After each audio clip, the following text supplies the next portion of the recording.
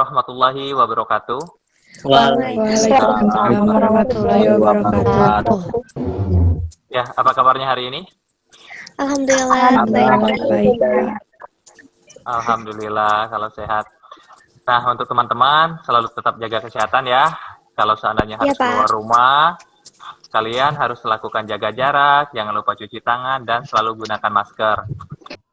Sebelum mengawali belajar hari ini, alangkah baiknya kita berdoa dahulu. Berdoa di dalam hati mulai. Berdoa selesai. Teman-teman, pada hari ini seperti yang Bapak sampaikan minggu kemarin, kita akan membahas tentang hukum Mendel. Tujuan pembelajaran pada pagi hari ini, yang pertama, kalian dapat menerapkan prinsip pewarisan sifat makhluk hidup berdasarkan hukum Mendel dengan benar. Amati hidung kalian itu mirip dengan hidung ayah atau dengan hidung ibu? Dengan hidung ibu, Pak. Dengan hidung Hidung ibu. ayah, Pak. Ada yang hidung ibu, ada hidung ayah. Mengapa sifat fisik kita itu mirip orang tua kita? Artinya ada yang mirip ke ibu, ada yang mirip ke ayah. Mungkin ada gen yang diwariskan, Pak. Ada gen yang diwariskan. Gensnya siapa? Orang tua kita. Ayah Gen dan ibu. dari orang tua kita. Gen dari ayah dan gen dari ibu. Ya, kalian bisa, boleh dibaca bahan ajar, nanti cek aja di e-learning kita, di e-learning Seman 1 Cipundeui, atau nanti Bapak kirim juga di grup WA untuk bahan ajarnya. Nah, kalian pahami, kalian pelajari bahan ajarnya, nanti dibaca ya. Seperti biasa, kalian baca materinya tentang hukum Mendel ini, ya, seperti ini ya materinya. Nanti Bapak akan kirimkan ke grup WA, atau kalian juga bisa akses di e-learning dari Seman 1 Cipundeui. Setelah kalian baca bahan ajarnya, jangan lupa juga untuk mengerjakan LKPD-nya.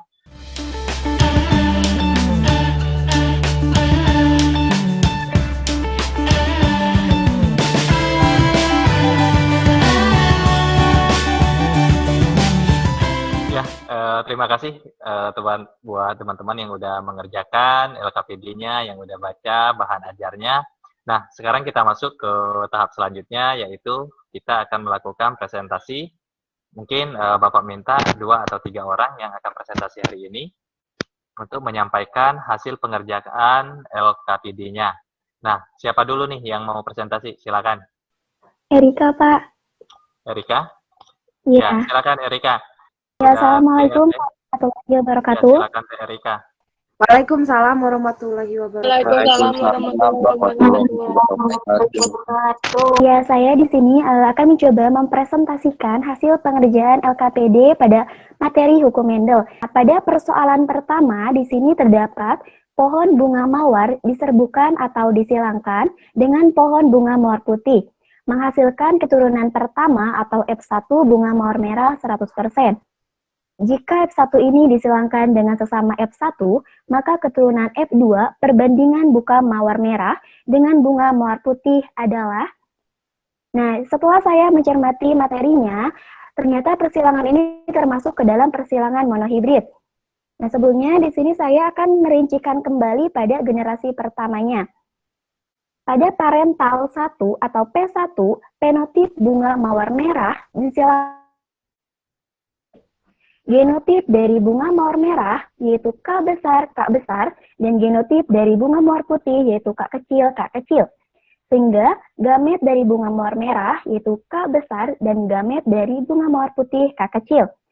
Ya, mungkin cukup sekian presentasi dari saya. Mohon maaf bila ada kekurangan atau kesalahan. Assalamualaikum warahmatullahi wabarakatuh.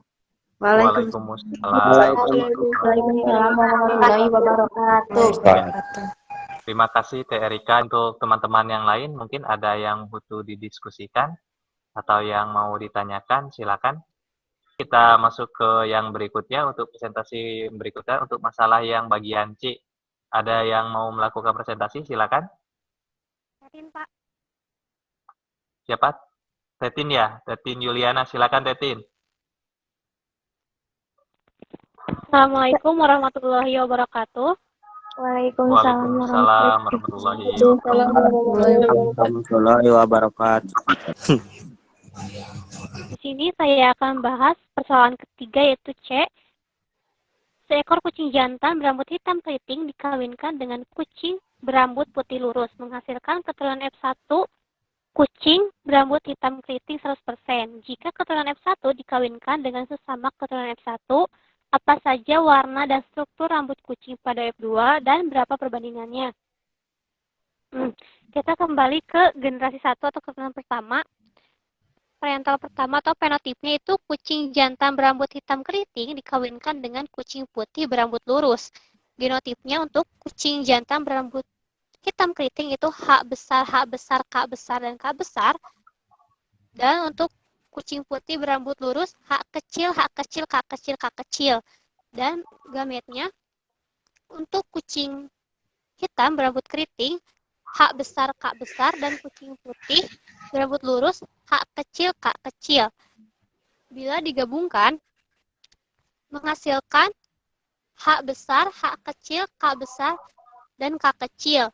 Yang artinya keturunan pertama atau F1 yaitu kucing hitam berambut keriting. Karena dominannya di sini H besar itu hitam dan K besar itu keriting.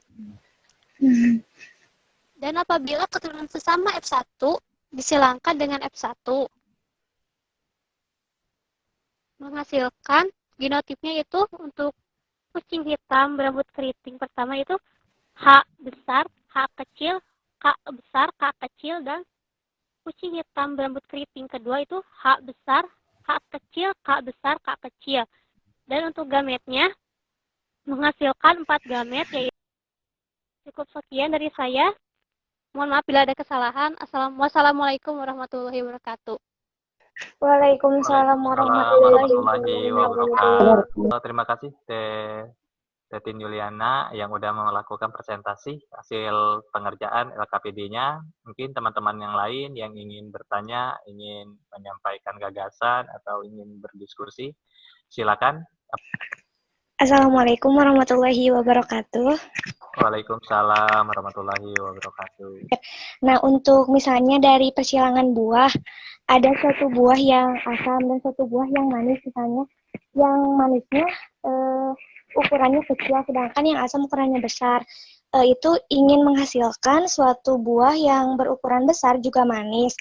Apakah itu bisa? Tapi apakah di hukum Mendel ini ada kemungkinannya untuk gagal? Maksudnya tingkat akurasinya sampai berapa persen? Silakan, mungkin ada teman yang bisa menjawabnya. Gitu. Nah, bagaimana perbandingannya? Ini juga kita nggak bisa menghitungnya secara jelas bagaimana perbandingannya. Apakah dia jadi 9331? Apakah dia jadi 1111? Itu tidak bisa diramu. Tidak bisa dipastikan angka jelasnya. Kenapa? Karena hukum Mendel ini bukan berbicara kepastian. Mendel ini hanya berbicara tentang peluang.